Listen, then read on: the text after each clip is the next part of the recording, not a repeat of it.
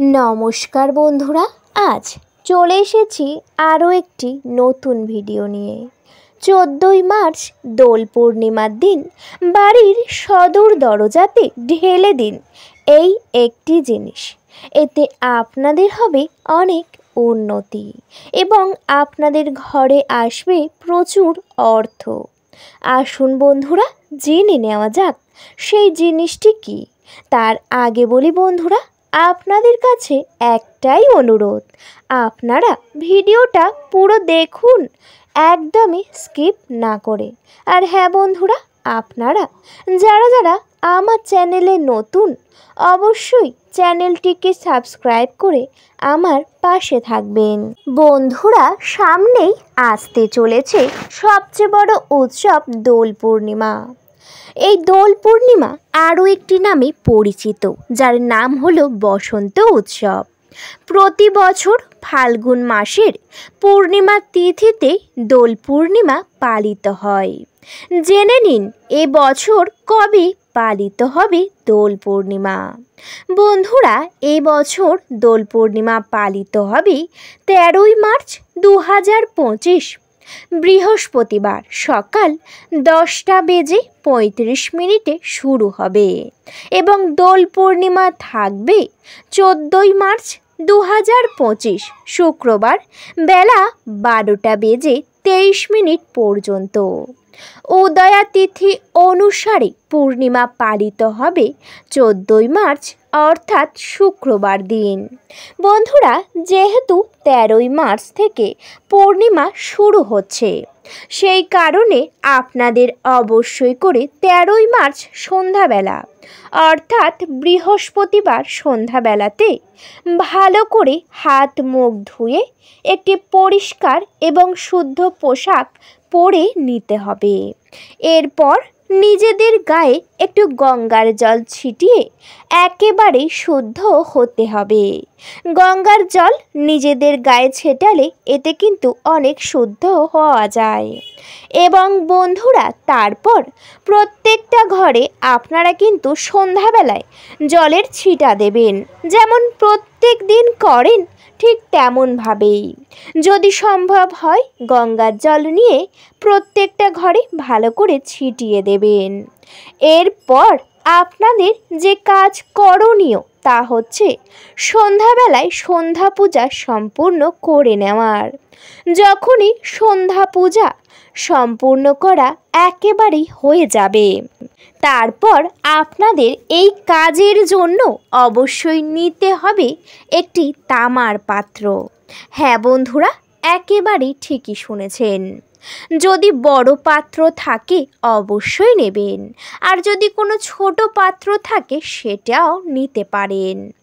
যদি তামার পাত্র না থাকে সেক্ষেত্রে আপনাদের কাছে যে ধরনের পাত্র রয়েছে অবশ্যই নেবেন।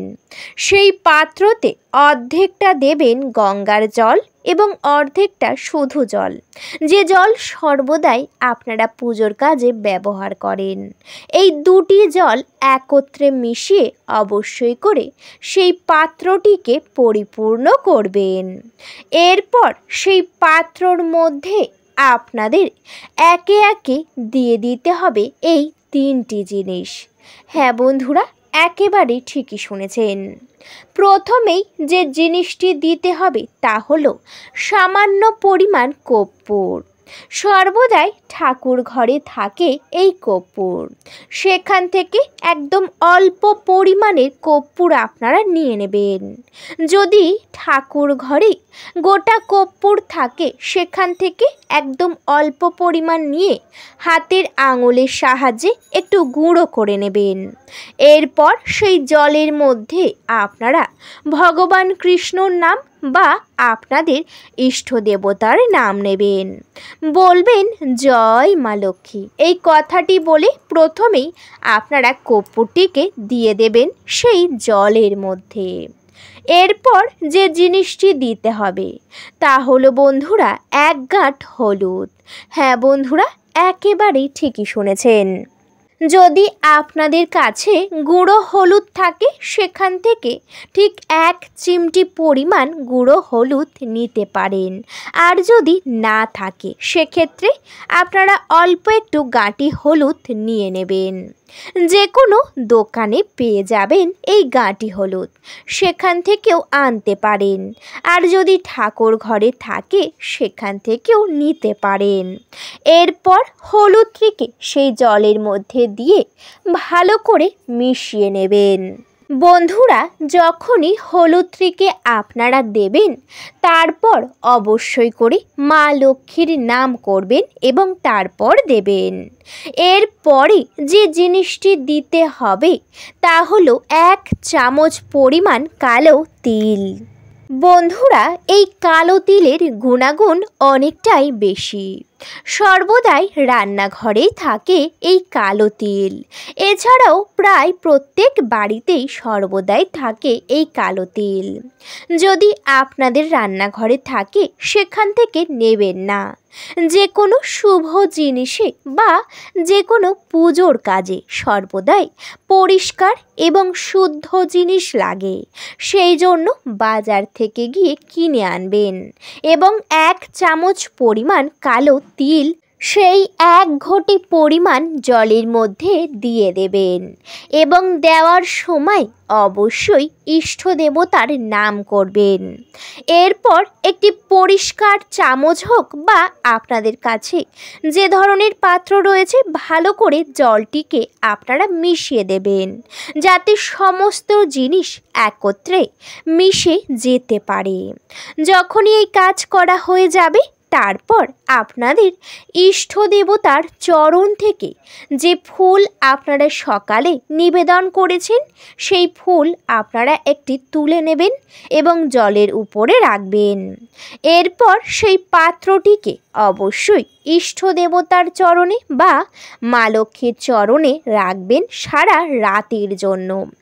মুখটি কিন্তু একেবারেই বন্ধ করবেন না, সেই পাত্রর মুখ যেন খোলা থাকে এবং অবশ্যই করে সারা রাত রাখবেন। এমন জায়গাতে রাখবেন যাতে সকালের আলো প্রথম গিয়ে সেই পাত্রর উপরে পড়ে, এছাড়াও কোনোভাবেই পড়ে না যায়, ঠিক তেমনভাবেই রাখতে হবে।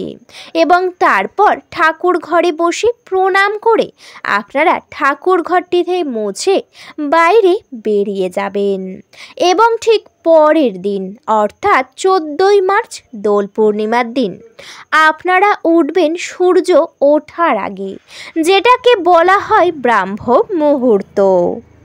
সেই ব্রাহ্ম মুহূর্তে উঠেই প্রথমে বিছানাতে বসবেন, নিজের হাতের তালু দর্শন করবেন, এরপর সূর্যদেবকে প্রণাম করবেন, তারপর স্নান সেরে শুদ্ধ বস্ত্র পরে নেবেন। এরপর প্রথমেই যেতে হবে ঠাকুর ঘরে। ঠাকুর ঘরে গিয়েই কিন্তু আপনারা সেই পাত্রটিকে তুলে নেবেন না, প্রথমেই ঠাকুর ঘরটিকে মুছে শুদ্ধ করে নেবেন। এরপর যে ইষ্ট দেবতার চরণে পাত্রটি আপনারা অর্পণ করেছেন সেই ইষ্ট দেবতার চরণস্থলের সামনে বসবেন, হাত জড়ো করে নিষ্ঠা সহকারে ভালোবাসার সাথে আপনাদের বাড়ির সকল সমস্যা জানাবেন। যা যা সমস্যা হচ্ছে অবশ্যই জানাবেন। হতে পারে বাড়িতে কারোর নজর পড়েছে যার জন্যে সর্বদাই ক্ষতি হচ্ছে, হতে পারে নেগেটিভ এনার্জি সর্বদাই বাড়ির মধ্যে রয়েছে, সমস্ত কথা জানাবেন। এরপর প্রণাম সেরে সমস্ত দেবদেবীর কাছে অনুমতি যে সেই পাত্রটিকে হাতে করে তুলে নেবেন এবং সেই পাত্রটিকে তুলে আর কোনো দিকে যাবেন না, সোজা পাত্রটিকে নিয়ে যাবেন সদর দরজার একেবারে সামনে এবং পূর্ব দিকে মুখ করে সূর্য দেবতাকে প্রণাম করে আপনারা সেই 1 ঘটি জলের উপর থেকে ফুলটি হাতে করে তুলবেন। এরপর সেই 1 ঘটি পরিমাণ জল সদর দরজার সামনে ভালো করে আপনারা ঢেলে দেবেন। ঢালার সময় অবশ্যই করে আপনারা বলবেন জয় মা লক্ষ্মী, জয় মা লক্ষ্মী, জয় মা লক্ষ্মী। বন্ধুরা, এইভাবে পুরো জলটিকে ভালো করে ঢেলে দিতে হবে এবং যখনই ঢালবেন অবশ্যই দেখে নেবেন কেউ যেন আপনাদের দিকে না দেখে। একেবারেই একা এই কাজটি করবেন। কেউ যদি দেখে তাহলে হয়তো এর শুভ ফল পাবেন না। সেই জন্য অবশ্যই একা এবং গোপনে এবং অনেক সকালে এই কাজটি করবেন। কাজটি করার সময় মনে বিশ্বাস রেখেই করবেন। তার কারণ হলো এই দোল পূর্ণিমার দিনটা অত্যন্তই শুভ দিন। এই দিন আবার বছরের প্রথম সূর্যগ্রহণ, যার জন্য দিনটির গুরুত্ব অনেকটাই বেশি। যদি চান বাড়ির সকল সমস্যা দূর হোক তাহলে অবশ্যই এই কাজটি করে দেখতে পারেন। বন্ধুরা, সবাই একবার ভালোবেসে কমেন্টে জয় শ্রীকৃষ্ণ লিখবেন। ভিডিওটা এই পর্যন্ত। ভিডিওটি যদি ভালো লেগে থাকে অবশ্যই ভিডিওতে একটি লাইক করবেন, আপনাদের বন্ধু বান্ধবদের সঙ্গে শেয়ার করবেন এবং সাবস্ক্রাইব করে আমার পাশে থাকবেন। আজকের মতো আমি বিদায় নিলাম। সবাই ভালো থাকবেন, সুস্থ থাকবেন। সকলকে জানাতে চাই অনেক অনেক ধন্যবাদ। হরে কৃষ্ণ, রাধে রাধে।